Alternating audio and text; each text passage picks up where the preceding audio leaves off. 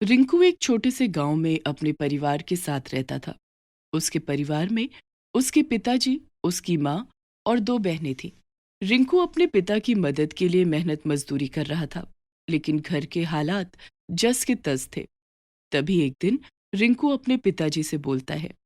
बाबा, यहाँ गांव में रहकर हम कुछ भी नहीं कर पाएंगे। मेरी दो बहनें हैं, उनके हाथ भी पीले करने हैं। मैं सोच रहा था कि मैं शहर चला जाता हूँ और वहीं पर कोई काम देख लूंगा। बेटा, ये शहर के सपने शहर तो ले जाते हैं, लेकिन फिर अपनों को पीछे छोड़ देते हैं। तू यहीं रहकर कुछ और देख ले।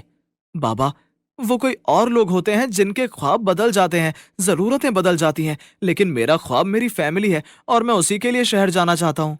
रिंकू की जिद के आगे उसके परिवार की एक न चली और 2 महीने बाद रिंकू कुछ रुपयों के साथ शहर आ जाता है। शहर में उसका एक दोस्त रहता है। वो अपने दोस्त के पास जाकर। यार, मैं यहाँ घूमने फिरने के लिए नहीं आया। सच कह रहा हूँ, मुझे अपने परिवार के लिए बहुत कुछ करना है। अगर कोई काम धंधा ढंग का है तो बता। अगर तेरे पास कुछ पैसे हैं तो मैं तुझे एक सेकंड हैंड ऑटो दिला देता हूँ, पर पहले यह भी पता चलना चाहिए कि तुझे ये चलाना भी आता है या नहीं। तुझे क्या लगता है, हम गरीब लोग सब कामों में से निकल चुके होते हैं? मुझे ऑटो चलाना आता है, तो उसकी चिंता मत कर, लेकिन मुझे बस काम जल्द से जल्द दिला दे। अगले ही दिन रिंकू का दोस्त रिंकू को लेकर एक आदमी से मिलवाने के लिए जाता है। उसके पास एक ऑटो था। रिंकू उसे राजी कर लेता है कि कुछ पैसे अभी ले लो, बाकी के पैसे वो ऑटो चलाते चलाते दे देगा। इस तरह रिंकू को एक ऑटो मिल जाता है। किस्मत वाला है भाई, वरना इतनी जल्दी शहर में आकर किसी को काम नहीं मिलता। जा मौज कर, अपना काम कर और घर पैसे भेज। चल तो फिर ठीक है, शाम को मिलते हैं। जरा मैं काम कर लूं। रिंकू अपना ऑटो लेकर सड़क पर निकल जाता है। वो सवारी उठा लेता है और उसको उसकी जगह पर छोड़ने के बाद वो एक जगह चाय पीने के लिए रुक जाता है। चाय पीने के बाद जब वो अपने ऑटो के पास आता है तो देखता है उसका ऑटो वहां नहीं है। उसके पैरों तले से जमीन निकल जाती है। उसके पास और कोई पैसे भी नहीं थे। ऑटो का गायब हो जाना उसे एकदम से तोड़ देता है। वो पास के पुलिस स्टेशन जाता है। अरे तो क्या चाय में इतना खो गया था कि तुझे देखा ही नहीं कि कोई तेरा ऑटो लेकर भाग गया? अब बस हम लोगों को तो यही काम रह गया है कि ये ढूंढो वो ढूंढो। लापरवाही तुम लोग करो और मुसीबत हम लोग लें। चल, सारी डिटेल हो गई, जब पता चलेगा तो बता देंगे। साहब, रोजी रोटी के लिए मेरे पास बस एक वही ऑटो था, जरा जल्दी ढूंढ लेना। अरे दुनिया भर के काम होते हैं हमारे पास, तेरे ऑटो के लिए खाली ना बैठे। मिल जाएगा तो बता देंगे। रिंकू उदास होकर वहां से निकल जाता है। पास ही एक गैराज था। वो वहां रखे एक बड़े से पत्थर पर बैठ जाता है। वहां बैठे बैठे उसे दोपहर से शाम हो जाती है। तब गैराज का मालिक वहां आकर उससे बोलता है। क्या हुआ भाई, दोपहर से देख रहा हूँ बड़े गुमसुम बैठे हो। अजनबी शहर में किसी के हमदर्दी के बोल सुन रिंकू रो पड़ा और रोते रोते उसने अपनी सारी बात उस गैराज मालिक को बता दी। भाई, अब तो उस ऑटो को भूल जा, क्योंकि अब तक वो न जाने कितने पार्ट्स में खुलकर बिक गया होगा। मैं अभी तेरी मदद करना चाहूँ तो मेरे पास एक बहुत पुराना ऑटो है। सोच रहा था कि कोई खरीदार मिलेगा तो बेच दूंगा, लेकिन सालों से वो ऐसे ही पड़ा हुआ है। थोड़ा सा काम कर ले, अगर मैं तुम्हें दे दूं तो देखो तुम्हारा काम चल जाए तो। ये सुनकर रिंकू बहुत खुश हो जाता है और गैराज के मालिक के साथ मिलकर पूरी रात वो ऑटो को ठीक कर लेता है। सूरज निकलने ही वाला था जब ऑटो लेकर वो काम पर निकल जाता है। तभी उसे एक बूढ़ा आदमी रास्ते में खड़ा दिखाई देता है। वो हाथ हिला रहा था। रिंकू उसके सामने जाकर ऑटो रोकता है। बेटा, मेरी पत्नी की तबीयत बहुत खराब है। कब से एम्बुलेंस को फोन किया हुआ है, अभी तक नहीं आई। इसको जल्दी हॉस्पिटल लेकर जाना है। आप घबराओ नहीं, जल्दी से ऑटो में बैठो। वो बूढ़ा आदमी अपनी बीमार पत्नी को लेकर जल्दी से ऑटो में बैठ जाता है और रिंकू से जल्दी चलाने के लिए बोलता है। लगता है इन अम्मा जी की तबीयत कुछ ज्यादा ही खराब है। काश मेरे ऑटो के पंख होते तो मैं इन्हें जल्दी से हॉस्पिटल पहुंचा देता। रिंकू ने ये बात मन में सोची और तभी उसने देखा कि उसका ऑटो हवा से बातें कर रहा है। वो हैरान था कि ये सब क्या हो रहा है। उसे ऑटो चलाने की भी जरूरत नहीं पड़ रही थी और बस पलक झपकते ही वो हॉस्पिटल के बाहर था। वो बूढ़े अंकल की मदद करता है और बूढ़े अंकल उसे पैसे देकर अपनी पत्नी को हॉस्पिटल में दिखाने लगते हैं। वहां से निकलने के बाद रिंकू उसी रोड पर आगे चला जा रहा था कि तभी एक आदमी 2-3 बैग के साथ रोड पर खड़ा नजर आता है। भैया मुझे एयरपोर्ट तक छोड़ दोगे? मैंने टैक्सी करी थी लेकिन टैक्सी वाले से मेरी बहस हो गई और उसने मुझे सामान के साथ यहीं वीराने में छोड़ दिया है। अगर मेरी फ्लाइट कैंसिल हो गई तो मुझे बहुत नुकसान होगा। आप घबराओ नहीं साहब, जल्दी से ऑटो में बैठो, मैं आपको मिनटों में एयरपोर्ट छोड़ दूंगा। वो आदमी जल्दी से अपना सामान ऑटो में रखता है और खुद ऑटो में बैठ जाता है। रिंकू एक बार फिर मन ही मन सोचता है। काश मेरे ऑटो के पंख होते और मैं इस आदमी को जल्द से जल्द एयरपोर्ट छोड़ देता। और फिर तभी अचानक से ऑटो हवा से बात करने लगता है और पलक झपकते ही एयरपोर्ट पहुंच जाता है। वो आदमी और रिंकू दोनों हैरान थे। तुम्हारा बहुत बहुत धन्यवाद भाई, तुमने तो ऑटो को उड़ा ही दिया। सच कहता हूँ, अगर मैं टाइम से नहीं पहुंचता तो आज मुझे करोड़ों का नुकसान हो जाता। मुझे खुशी है तुम टाइम से पहुंच गए। वो आदमी अपनी जेब से काफी सारे रुपए निकालकर रिंकू के हाथ पर रख देता है और सामान लेकर जल्दी से अंदर चला जाता है। रिंकू को मौका ही नहीं मिलता और जब वो पैसे देखता है तो वो तकरीबन 10,000 रुपए थे। रिंकू को यकीन ही नहीं हो रहा था कि वो कपड़ा लेकर बाहर निकलता है और अपने ऑटो की सफाई करते हुए। कोई माने या ना माने लेकिन मैं मान गया हूँ कि तुम कोई जादू से भरे ऑटो हो। तुमने दोनों सवारी मिनटों में उनकी जगह पर पहुंचा दी। तुम्हारा बहुत बहुत धन्यवाद। तभी ऑटो एक बारी जोर से हिलता है और ऑटो की मेन हेडलाइट से आवाज आती है। तुम मुझे अच्छे लगे, तुम लोगों की मदद करने वाले आदमी हो। मैं भी ऐसा ही हूँ, मुझे भी लोगों की मदद करना बहुत अच्छा लगता है। मेरा जो पहला मालिक था वो भी बहुत अच्छा था, वो भी लोगों की मदद किया करता था। इसलिए जब उसने मुझे बेचा तो मैंने सोच लिया था कि मैं भी उन्हीं की तरह लोगों की मदद करूंगा, लेकिन मुझे किसी ने खरीदा ही नहीं। फिर तुम आ गए। तो चलो दोस्त, हम लोगों की मदद करेंगे जो मुसीबत में फंसे होंगे। मुझे बहुत खुशी होगी ये काम करके। अब रिंकू अपने ऑटो के साथ सड़क पर घूमता और जहां कहीं भी उन्हें मुसीबत में फंसे लोग नजर आते वो दोनों मिलकर उनकी मदद करते। सबको ऑटो में बैठकर यही लगता था कि ऑटो रोड पर बहुत तेज चल रहा है, लेकिन ये सिर्फ रिंकू जानता था कि ऑटो के पंख हैं और वो उड़ रहा होता है। रिंकू को दोस्त मिल गया था। अब उसे जो भी बात करनी होती वो ऑटो से करता। शहर आकर जिस ऑटो को उसने खरीदा था उसके मालिक को उसने सारे पैसे भी लौटा दिए। रिंकू घर पर भी अब बहुत पैसे भेजता। देखते ही देखते 1-2 साल में वो बहुत अमीर हो जाता है। यहाँ तक कि वो और ऑटो खरीद लेता है और उनको किराए पर दे देता है। अपने परिवार को भी वो शहर बुला लेता है। एक दिन यार ऑटो, तुम कितने सालों तक उस गैराज में खड़े रहे? क्या वहां के मालिक को पता था कि तुम हवा में उड़ते हो? नहीं नहीं, उन्हें नहीं पता। मैं तो जब से उनके गैराज में आया था तब से वहीं कोने में खड़ा हुआ था। इतने समय बाद आखिर ये बात तुम्हारे दिमाग में क्यों आई? बस ऐसे ही ख्याल आया कि उन्हें भी तो पता होना चाहिए कि तुम हवा से बातें करते हो, तुम उड़ने वाले ऑटो हो। तभी वो दोनों गैराज के मालिक को ये बात बताने का फैसला करते हैं और रिंकू गैराज पहुंच जाता है। ये जानकर तो मुझे बड़ी हैरानी हो रही है। तुम अच्छे इंसान हो रिंकू, जो तुम मुझे ये बताने के लिए यहाँ आए। वरना तो कोई दूसरा होता वो मुझे कभी नहीं बताता। हाँ उस्ताद, हो सकता है, लेकिन आज जो कुछ भी मैं बन पाया हूँ वो सब आपकी दया की वजह से। आप चाहो तो अपना ऑटो वापस ले सकते हो। अगर मेरी किस्मत में इस ऑटो से सुख होता तो मुझे बहुत पहले पता चल जाता कि ये उड़ने वाला ऑटो है। और देखो तो तुम्हारे दोस्त ऑटो का चेहरा उतर गया ये बात सुनकर। जाओ बच्चों जाओ, लोगों की मदद करो। मैं अपने गैराज के काम से ही बहुत खुश हूँ। गैराज के मालिक से ये बात सुनते ही ऑटो बड़ा खुश हो जाता है और झूम झूम कर घूमने लगता है। और फिर रिंकू ऑटो लेकर वहां से चला जाता है।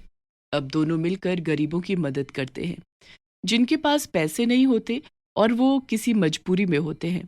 तो रिंकू और ऑटो उन्हें उनकी जगह पर छोड़कर आ जाते। इस तरह लोगों की मदद करना दोनों को ही बहुत अच्छा लगता था। रिंकू उस उड़ने वाले ऑटो की मदद से अपनी दोनों बहनों की शादी भी कर देता है। एक दिन ऑटो ऑटो ऑटो, बोलिए मैडम, कहाँ जाना है? आज मेरा बहुत ज़रूरी एग्ज़ाम है और मैं लेट हो गई हूँ। क्या आप मुझे आधे घंटे के अंदर मेरे कॉलेज छोड़ सकते हो? रिंकू ऑटो की तरफ देखता है और ऑटो रिंकू को आंख मारता है। लड़की ऑटो में बैठ जाती है और देखते ही देखते ऑटो उड़ने लगता है और कॉलेज के बाहर पहुंच जाता है। लड़की घड़ी में टाइम देखती है तो सिर्फ 5 मिनट में वो कॉलेज के बाहर थी। ये चमत्कार कैसे हुआ? जाओ मैडम, आपका पेपर छूट जाएगा। नहीं, अब मेरा पेपर नहीं छूट सकता। मेरे पास पूरे 25 मिनट है। आपका बहुत बहुत धन्यवाद। लड़की अपने पर्स में से पैसे निकालकर रिंकू के हाथ पर रख देती है और अपने कॉलेज के अंदर चली जाती है। देखो मेरे यार ऑटो, लोगों को अगर खुशी मिल जाए तो वो पैसा भी नहीं पूछते, जो दिलाता है दे जाते हैं। रिंकू की बात सुनकर ऑटो हंसने लगता है। दूर कहीं पहाड़ों के बीच में एक छोटा सा गांव था, रामपुर। वो गांव पहाड़ों के बीच एक छोटी सी घाटी में बना था, जिस कारण उस गांव की सुंदरता देखते ही बनती थी। गांव के चारों तरफ हरे भरे जंगल, झरने और एक बड़ी सी नदी गांव के पास बहती थी। उस गांव में एक लड़की राधा अपने पिता गोपाल और माँ कमला के साथ रहती थी। राधा का परिवार बहुत ही गरीब था। मुश्किल से उनको 2 वक्त का खाना ही मिल पाता था और कभी कभी तो कई दिन उनको भूखा ही सोना पड़ता था। राधा के पिता गोपाल पास वाले जंगल से लकड़ियां काट कर लाते और उनको बेचकर जो पैसा मिलता उससे ही उनके घर का खर्चा चलता था। माँ कमला गांव के मंदिर में जाकर सफाई का काम करती थी, तो वहां से कभी कभी कुछ खाने का सामान मिल जाता था। राधा बहुत समझदार लड़की थी। वो कभी भी अपने माता पिता से किसी भी चीज की जिद नहीं करती थी। जिस दिन खाने को नहीं मिलता, राधा बेचारी चुपचाप बिना कुछ खाए सो जाती, पर कभी भी अपने माता पिता को परेशान नहीं करती थी। राधा भी रोज अपनी माँ के साथ मंदिर जाती, अपनी माँ का हाथ बटाने। मंदिर जाकर जब भी उसको समय मिलता तो वो वहां भगवान की मूर्ति के सामने बैठकर उनसे घंटों बातें करती। मंदिर का पुजारी उसको रोज ये करते देखता था। फिर एक दिन वो राधा से पूछता है, क्या बात है राधा बेटी, मैं रोज देखता हूँ तू रोज यहाँ बैठकर भगवान से क्या बात करती है। नहीं पुजारी जी, कुछ खास नहीं। वो तो बस मैं ऐसे ही। अच्छा बेटा, भगवान तेरी हर मनोकामना पूरी करे। कमला पुजारी को राधा से बात करते देखकर वहां आती है और कहती है,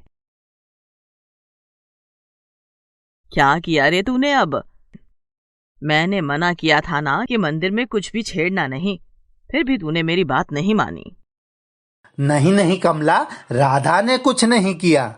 वो तो मैं ही उसके पास आया था ये पूछने कि क्या बातें चलती हैं उसकी और भगवान के बीच में। हाँ हाँ पंडित जी, आप ही समझाओ ना इसको, हमारी तो सुनती ही नहीं है ये। नहीं कमला, तुम्हारी बेटी बहुत समझदार है, इसको क्या समझाना। भगवान भला करे तुम्हारा। ऐसा कहकर पंडित जी राधा और उसकी माँ को आशीर्वाद देकर चले जाते हैं। उसके जाने के बाद कमला और राधा भी अपना काम खत्म करके घर वापस चली जाती है। घर जाकर कमला घर के कामों में लग जाती है और राधा घर के बाहर खेलने चली जाती है। शाम होने वाली होती है और राधा और कमला घर के बाहर बैठकर गोपाल का इंतजार कर रहे होते हैं। थोड़ी देर में गोपाल आता है। वो कुछ परेशान दिखाई देता है। उसको परेशान देखकर कमला पूछती है, क्या हुआ जी, क्यों इतना परेशान दिखाई दे रहे हो? क्या करूं कमला, आज भी कुछ नहीं मिला। अब क्या खिलाएंगे अपनी बेटी को। क्या सोचती होगी वो भी मेरे बारे में कि मेरे पिता मुझे कुछ खाने को भी नहीं दे सकता। नहीं नहीं जी, ऐसा क्यों सोचते हैं आप? हमारी राधा बहुत ही समझदार है। इतने में राधा अपने पिता के लिए पानी लेकर आती है। बाबा, पानी पी लो। हाँ बेटा, दे दे पानी। राधा ने अपने माता पिता की बातें सुन ली थी, इसीलिए उसको पता था कि आज भी उसको कुछ खाने को नहीं मिलेगा, तो वो चुपचाप उठकर सोने चली जाती है। उसके जाने के बाद गोपाल अपनी पत्नी कमला से कहता है, देखा, आज भी राधा ने कुछ नहीं खाया। आप चिंता ना करें, कल कुछ न कुछ मिल ही जाएगा। हाँ देखो, कल क्या होता है। मेरी वजह से तुम लोगों को भूखे पेट ही सोना पड़ता है। मैं कितनी भी कोशिश कर लूं, पर नहीं होता कुछ भी ठीक। हो जाएगा सब ठीक। पता नहीं कमला कब होगा। मुझसे तो अब अपनी बेटी का दुख नहीं देखा जाता। वो बेचारी कुछ कहती भी है और बिना कुछ खाए सो भी जाती है। हमारी बेटी बहुत समझदार है जी, वो और बच्चों की तरह बिल्कुल भी नहीं है। ऐसा कहकर दोनों भी सोने चले जाते हैं। आज फिर गोपाल का परिवार बिना कुछ खाए सो गया। फिर अगले दिन सुबह वो लोग अपने अपने कामों पर चले जाते हैं। शाम को कमला और राधा घर के बाहर बैठकर गोपाल का इंतजार कर रहे होते हैं कि तभी उनको गोपाल आता हुआ दिखाई देता है। आज गोपाल खुश दिखाई दे रहा था। राधा ने भी जैसे ही देखा कि उसके पिता के हाथ में आज थैले में कुछ भरा हुआ है, तो वो खुशी से अपनी माँ से कहती है, माँ माँ देखो ना, बाबा आज कुछ खाने को लाए हैं। और ऐसा कहकर वो गोपाल के हाथ से थैला लेकर अपनी माँ को दे देती है। हाँ, आज सारी लकड़ियां बिक गई थी। हाँ हाँ, आज मैं अपनी बेटी के लिए अच्छा अच्छा खाना बनाऊंगी। हाँ माँ, आज तो हम सब बिना खाए नहीं सोएंगे। ऐसा कहकर राधा खुशी से उछलने लगी। अपनी बेटी को खुश देखकर कमला और गोपाल की आंखों में खुशी के आंसू आ जाते हैं। कमला खाना बनाने लग जाती है और गोपाल आंगन में बैठकर अपनी कुल्हाड़ी की सफाई में लग जाता है और राधा माँ के साथ खाना बनाने लग जाती है। आज राधा बहुत ज्यादा खुश थी क्योंकि काफी समय बाद उन्होंने भर पेट खाना खाया था। फिर थोड़ी देर बाद वो लोग खाना खाकर सो जाते हैं। अगले दिन सुबह रोज की तरह वो लोग अपने अपने काम पर चले जाते हैं। राधा भी अपनी माँ के साथ जाती है।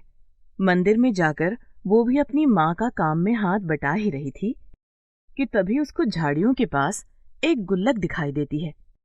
वो जब वहां जाती है तो उस गुल्लक को उठाकर अपनी माँ के पास लेकर आती है और कहती है, माँ माँ देखो ना कितनी प्यारी गुल्लक है। पर कहाँ से ले आई तू ये गुल्लक? माँ, वो वहां झाड़ियों के पास मिली मुझे। तो तू क्यों उठा के ले आई इसको यहाँ? जाकर इसे पंडित जी को दे आ, जिसकी होगी आकर ले जाएगा। ठीक है माँ। और राधा वो गुल्लक लेकर पंडित जी के पास जाती है और कहती है, पंडित जी, ये गुल्लक मुझे झाड़ियों के पास मिली थी, लगता है किसी की रह गई है। पंडित जी राधा के हाथ में गुल्लक को देखकर कहते हैं, अरे ये गुल्लक पता नहीं कब से यहीं पड़ी थी। एक काम कर, तू ले जा इसको अपने साथ। जी पंडित जी। राधा गुल्लक को साथ ले जाने वाली बात से बहुत ही खुश हो जाती है और अपनी माँ के पास आकर कहती है, माँ, पंडित जी ने ये गुल्लक मुझे दे दी है, क्या अब मैं इसको घर ले जाऊं अपने साथ? हाँ हाँ ठीक है, ले जा। राधा बहुत खुश हो जाती है और गुल्लक अपने साथ घर ले आती है। शाम को जब गोपाल घर आता है तो वो बहुत ही खुश होकर अपनी गुल्लक अपने पिता को दिखाती है। बाबा देखो ना, कितनी सुंदर गुल्लक है। अरे वाह राधा, ये तो बड़ी ही सुंदर है। पर बेटा, तुझे ये कहाँ से मिली? बाबा, ये मुझे मंदिर के पास झाड़ियों में मिली थी। मैंने पंडित जी को भी दी थी, पर उन्होंने मुझे दे दी रखने के लिए। पर बेटा, तू करेगी क्या इस गुल्लक का? क्या बाबा, आपको नहीं पता कि गुल्लक के साथ क्या करते हैं? मैं इसमें पैसे जमा करूंगी। पर राधा, हमारे पास इतने पैसे कहाँ हैं जो हम पैसे जमा भी कर सके? तो क्या हुआ बाबा, आज नहीं है तो आप देखना, एक दिन मैं खूब पैसे कमाऊंगी, तब मैं वो पैसे इस गुल्लक में जमा करूंगी। अपनी बेटी के मुंह से ये सब सुनकर उनकी आंखों में आंसू आ जाते हैं और वो कहते हैं, हाँ बेटा, तू जरूर एक दिन खूब पैसे कमाएगी। ऐसा कहकर राधा वो गुल्लक ले जाकर घर के मंदिर में रख देती है। फिर वो लोग घर में जो कुछ बचा होता है वो खाकर सो जाते हैं। अगले दिन फिर से वो लोग अपने अपने काम पर निकल जाते हैं। शाम को जब गोपाल घर आता है तो कुछ भी साथ नहीं आता। आज लकड़ियां नहीं बिकी थी। अपने पिता को खाली हाथ देखकर राधा उदास हो जाती है और अपनी गुल्लक को निहारने लग जाती है। थोड़ी देर उस गुल्लक को निहारने के बाद वो उसको वापस मंदिर में रखने जाती है। जब गुल्लक राधा के हाथ में थी तो राधा कहती है, काश इस गुल्लक में थोड़े पैसे होते तो आज हमें भूखा नहीं सोना पड़ता। ऐसा कहकर राधा गुल्लक रख देती है और सोने चली जाती है। अगले दिन सुबह रोज की तरह वो अपने अपने कामों पर चले जाते हैं। शाम को जब घर आते हैं तो वो रोज की तरह ही अपनी गुल्लक से खेलने के लिए जब उसको उठाती है तो देखती है कि गुल्लक पहले से ज्यादा भारी लग रही है। फिर वो उसको हिला कर देखती है तो उसको उसके अंदर से छन छन की आवाज आती है। वो गुल्लक को अपनी माँ के पास ले जाकर सारी बात बताती है। उसकी माँ जब गुल्लक के अंदर झांक कर देखती है तो उनको वहां पैसे दिखाई देते हैं। वो तुरंत गुल्लक में से पैसे निकाल लेती है और गुल्लक को वापस बंद करके मंदिर में रख देती है। शाम को जब उसका पति गोपाल घर आता है तो वो उसको गुल्लक में पैसे वाली बात बताती है। गोपाल उनकी बातें सुनकर हंसने लगता है और कहता है, अरे तुम दोनों भी ना उसमें पहले से ही पैसे रहे होंगे, तुम लोगों ने नहीं देखा होगा तब। नहीं बाबा, गुल्लक बिल्कुल खाली थी जब मुझे मिली थी।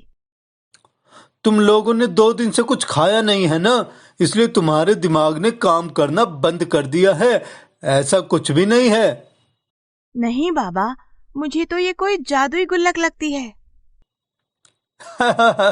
नहीं राधा, ऐसा कुछ भी नहीं होता बेटा। फिर गोपाल उन पैसों से खाना खरीद कर लाता है और वो लोग भरपेट खाना खाते हैं। अगले दिन रात को राधा फिर से गुल्लक को हाथ में उठाकर कहती है, काश गुल्लक में कल के खाने के लिए भी पैसे होते तो कितना अच्छा होता। ऐसा कहकर वो गुल्लक को मंदिर में रख देती है और सो जाती है। वो ये देखना चाहती थी कि क्या ये सच में एक जादुई गुल्लक है या फिर उसके बाबा ठीक कह रहे थे। अगले दिन सुबह सुबह वो उठकर सबसे पहले घर के मंदिर में जाकर गुल्लक को हिलाकर देखती है तो उसको गुल्लक के अंदर से फिर से छन छन की आवाज आती है। राधा खुशी से चिल्लाते हुए अपने माता पिता को आवाज लगाती है। उसकी आवाज सुनकर वो दोनों अंदर आते हैं तो वो देखते हैं कि राधा अपने हाथ में गुल्लक लिए खड़ी है और बहुत ही खुश लग रही है। माँ, बाबा, देखो, मैंने बोला था ना आपको, ये एक जादुई गुल्लक है। देखो, आज फिर इसमें पैसे हैं। अपनी बेटी की ये बात सुनकर गोपाल उसके हाथ से गुल्लक लेकर देखता है तो उसकी आंखें खुली की खुली रह जाती हैं। उस गुल्लक में सच में पैसे थे। राधा जितना मांगती उस गुल्लक में अगले दिन उतने ही पैसे आ जाते थे। ये सब देखकर वो लोग बहुत ही खुश हो जाते हैं क्योंकि ये गुल्लक कोई साधारण गुल्लक नहीं थी। ये तो सच में एक जादुई गुल्लक थी। अब उनको कभी भी भूखा नहीं सोना होगा। ये देखकर वो लोग भगवान का शुक्रिया अदा करते हैं क्योंकि अब उनके पास पैसों की कमी नहीं होगी और अब वो गरीब नहीं रहेंगे। धीरे धीरे गुल्लक के पैसों से उन लोगों की गरीबी भी दूर होने लगी, पर वो लोग उतना ही पैसा उस गुल्लक से मांगते जितना उनको जरूरत होती। राधा भी अब खुश रहने लगी क्योंकि उसको अब कभी भी भूखे पेट नहीं सोना पड़ता था और अपनी बेटी को खुश देखकर दोनों पति पत्नी भी खुश रहने लगे। अपनी इस जादुई गुल्लक की मदद से गोपाल और उसकी पत्नी गरीब लोगों की मदद भी करने लगे। इस तरह एक गरीब के हाथ लगी जादुई गुल्लक से उनकी पूरी जिंदगी बहुत ही सुकून से बीतने लगी।